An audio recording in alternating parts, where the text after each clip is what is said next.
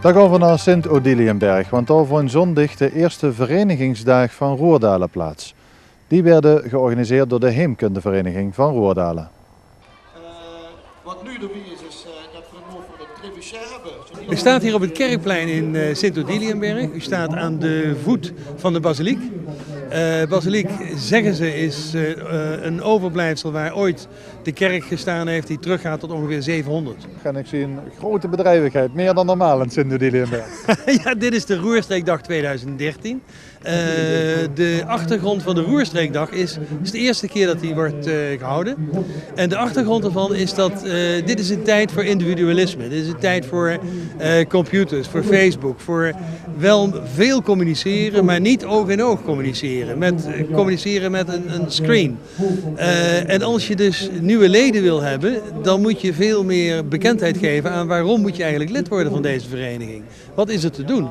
En dat is eigenlijk waar deze dag voor bedoeld is. Deze dag is bedoeld om niet alleen de HVR, Heemkundevereniging, maar ook andere verenigingen de gelegenheid te geven om zich te presenteren, een podium te bieden om te laten zien waarom moet je lid zijn van Groei en Bloei. Waarom moet je lid worden van Cultureel Aarwinkel? Waarom moet je lid worden? Dat is de bedoeling. Nou, de fanfare Sint-Wiro die heeft hier een concert gegeven vanmorgen. De fluit- en trommelkorps Sint-Andreas uit Melick die geeft op het ogenblik een uitvoering in de tent. Dancebeat is hier net bezig geweest met een demonstratie te geven van de enige dansen die ze geven. Hier komt ook zo direct komen de Grizzly Dancers uit Vlodrop om line dancing te laten zien. Wat is leuk aan line dancing? Hiernaast heeft hij wolverven en wolspinnen. Dus we hebben een heleboel activiteiten geprobeerd om het aantrekkelijk te maken voor mensen om hier naartoe te komen. Aantrekkelijk om te laten zien, het is leuk om samen dingen te doen.